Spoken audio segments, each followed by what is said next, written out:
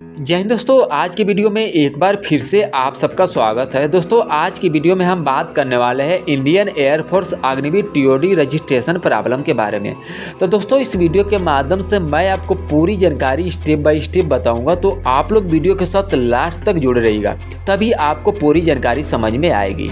और दोस्तों आप लोग से एक छोटी सी रिक्वेस्ट भी है कि अभी तक मेरे चैनल को जितने लोग सब्सक्राइब नहीं किए तो मेरे चैनल को सब्सक्राइब कर ले और बगल में बेल आइकन की घंटी होगी उसे भी आप लोग प्रेस कर ले, ताकि डिफेंस से रिलेटेड जो भी नया नोटिफिकेशन आए, अगर आप इस चैनल के माध्यम से जुड़े होगे तो ये नोटिफिकेशन आपके पास सबसे पहले पहुंचेगा। तो दोस्तों मैं वीडियो को प्रारंभ करता हूं कि जो 2022 में इंडियन एयरफोर्स अग्निवीर टीओडी का फार्म आया है, इस भर्ती में कुछ बदलाव भी किया गया है पहले भर्ती की अपेक्षा। ठीक है दोस्तों, अगर आप इंडियन एयरफोर्स का पहले से अगर आप भर्ती देख रहे हैं, जो आपके पास पहले से ऑलरेडी अकाउंट बना है, उस अकाउंट से आप इस टीओडी से रिलेटेड आप इस फार्म को अप्लाई नहीं कर पाओगे। ठीक है दोस्तों, इस वैकेंसी को अप्लाई करने के लिए आपके पास नया अकाउंट होना चाहिए। दोस्तों नया अकाउंट बनाने के साथ ही साथ आपके पास नया मोबाइल और नया जीमेल की भी यहाँ पे ज़रूरत पड़ रही है, क्योंकि बहुत से लड़कों का दोस्तों कमेंट आ रहा है कि सर मैंने पुराना अकाउंट से और पुराना लॉगिन आईडी और पासवर्ड से मैं अकाउंट को ओपन कर रहा हूँ, तो मेरा अकाउंट ओपन नहीं हो पा रहा है। तो दोस्तों मैं आपको बता देना चाहता हूँ कि पुराना आपका लॉगिन आईडी और पासवर्ड से इस अकाउंट को आप ओपन नहीं कर पाओगे, नहीं आप इस अकाउंट को ओपन करने के साथ ही साथ आप इस फार्म को पूरी तरह से फिलअप भी कर पाओगे। ठीक है, और दोस्तों मैं इसके वैकेंसी के बारे में भी कुछ मैं आपको चर्चा करना चाहता हूँ कि इस वैकेंसी में क्या क्या बदलाव किया गया है, और बदलाव के साथ ही साथ इसका स्टार्टिंग डेट कब से शुरू हो गया है और कब तक इसका लास्ट डेट है। तो दोस्तों इसमें स्टार्टिंग डेट की मैं बात करूं तो यहाँ पे 24 जून 2022 से इंडियन एयरफोर्स अग्निवीर टीओडी का फार्म अप्लाई शुरू हो गया। ठीक है, जिसका लास्ट डेट दोस्तों 5 जुलाई 2022 तक ही है। ठीक है, उसके बाद दोस्तों मैं एग्ज़ाम डेट के बारे में बात करूं तो इसमें 24 जुलाई को इसका पेपर कराया जाएगा। ठीक है, और जितने भी कैंडिडेट सेलेक्ट हो जाते हैं तो उनका पीटी और पीएचडी 1 दिसंबर 2022 को कराया जाएगा। ठीक है, उसके बाद दोस्तों जैसे ही आप पीटी और पीएचडी में पूरी तरह से सक्सेसफुल हो जाते हैं तो आपका 11 दिसंबर को मेरिट लिस्ट जारी की जाएगी, और मेरिट लिस्ट जारी करने के साथ ही साथ आपका फिजिकल भी कराया जाएगा। ठीक है, वहाँ पे दोस्तों फिजिकल के साथ ही साथ आपका यहाँ पे हाइट जो लगेगी ना, एक यानी कि 52.5 सेंटीमीटर लगेगी। ठीक है, उसके बाद दोस्तों यहाँ पे आपका चेस्ट कितना हो भी हो, लेकिन एक्सटेंशन फुलाव आपका 5 सेंटीमीटर होना चाहिए।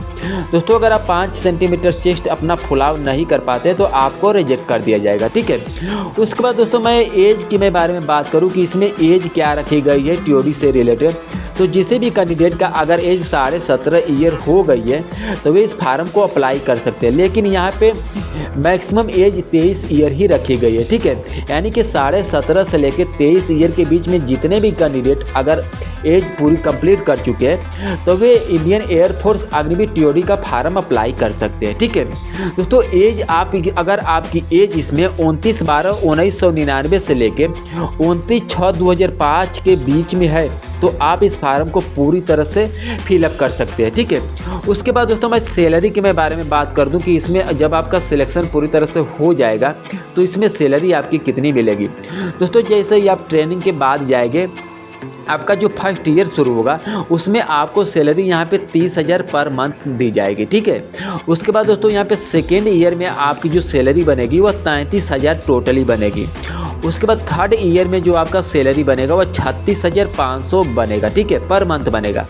उसके बाद दोस्तों फोर्थ ईयर में आपको जो सैलरी मतलब इंडियन एयरफोर्स से रिलेटेड जो दी जाएगी वह 40,000 दी जाएगी।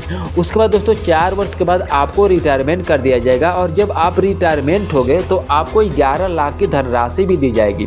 लेकिन दोस्तों जो 11 लाख की धनराशि दी जाएगी उसके बाद आपका पेंशन वगैरह को ख़त्म कर दिया जाएगा। ठीक है दोस्तों, इससे पहले मतलब कि जो भी कैंडिडेट अगर इंडियन एयरफोर्स और नेवी और आर्मी में भर्ती होते थे, जब वे रिटायरमेंट होते थे तो उनको कुछ वेतन तो मिलता था, लेकिन उनके साथ ही साथ उनको एक पेंशन भी मिलता था। पेंशन के अभाव पे यानी कि जितनी उनकी सैलरी थी, सैलरी के आधा उनको पेंशन भी दिया जाता था। लेकिन 2022 टीओडी के अनुसार जो अभी हाल ही में चर्चाएं चल रही थी कि तीनों सेनाओं ने अग्निपथ योजना लागू कर दिया गया और अग्निपथ योजना लागू करने के साथ ही साथ भर्ती में पूरी तरह से बदलाव कर दिया गया सैलरी के साथ, और सैलरी के साथ ही साथ इसमें एज में भी बहुत बड़ा बदलाव कर दिया गया। ठीक है, तो दोस्तों मैं आपको यही बताना चाहता हूँ कि अगर जो भी कैंडिडेट अगर सिलेक्ट हो जाता है, सिलेक्ट होने के बाद जब वो रिटायरमेंट होगा तो वो उस कैंडिडेट को ओनली 11 लाख की धनराशि दी जाएगी और उसको सेवा से निवृत्त यानी कि सेवा में किसी भी पद पे उसको नहीं रखा जाएगा।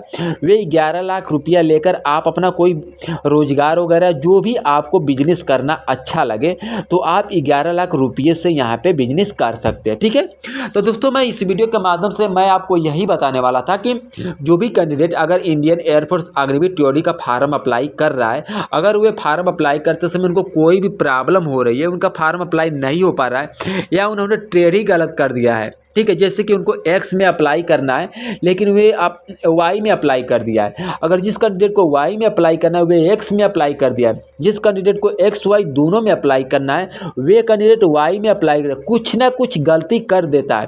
दोस्तों आपको एक बात यहाँ पे बिल्कुल ध्यान रखनी है कि अगर आप कोई भी चीज़ गलती कर देते हैं ना तो लास्ट में आपको फीस पेमेंट बिल्कुल नहीं करना है। दोस्तों जब आप फीस पेमेंट कर दोगे ना तो आपके पास कोई भी चांस नहीं रहेगा कि आप फार्म को फिर से सही कर सकते हो। अगर आप फीस पेमेंट नहीं किए रहोगे तो आपका फार्म कंसील कर भी आपका फार्म सही किया जा सकता है, लेकिन जब आप फार्म को पूरी तरह से सबमिट कर देंगे तो आपको यहाँ पे कोई संभावना ही नहीं बनेगी कि आपका फार्म यानी कि पूरी तरह से सही कर दिया जाएगा। वही आपके पास एक ही रास्ता है कि आपको फिर से वहाँ पे न्यू रजिस्ट्रेशन करना पड़ेगा इस अकाउंट को छोड़कर। ठीक है, वहाँ पे नया जीमेल और नया मोबाइल से रिलेटेड आप फिर से दोबारा न्यू रजिस्ट्रेशन करके इंडियन एयरफोर्स अग्निवीर टीओडी से रिलेटेड आप फार्म को दोबारा अप्लाई कर सकते हैं। लेकिन दोस्तों यहाँ पे मैं एडमिट कार्ड के बारे में बात करूँगा कि आपके पास जितना भी अकाउंट होगा और जो जितने बार आप फार्म अप्लाई किए होंगे आपका एडमिट कार्ड तीनों आएगा। ठीक है, 2 अप्लाई किए तो 2 बार में भी आएगा, लेकिन आपको उसमें सिलेक्ट कौन सा करना है जो आपका फार्म सही है। ठीक है, उसी में आपको जाना है और उसी का एडमिट कार्ड भी निकलवाना है। जो फार्म गलत हो गया उसका एडमिट कार्ड नहीं लिखने वाला। ठीक है, तो दोस्तों इस वीडियो के माध्यम से मैं जो भी इन्फॉर्मेशन बताया हूँ, अगर ये वीडियो अच्छी लगी तो आप लोग चैनल को सब्सक्राइब करिएगा और बगल में बेल आइकन की घंटी होगी उसे भी आप लोग प्रेस कर लीजिएगा। और रजिस्ट्रेशन से रिलेटेड कोई भी प्रॉब्लम होगी तो आप लोग मेरे दिए हुए कॉन्टैक्ट नंबर पर कॉल कर सकते हैं। मेरा कॉन्टैक्ट नंबर है 8576890358। ठीक है, तो दोस्तों तब तक के लिए जय हिंद जय भारत।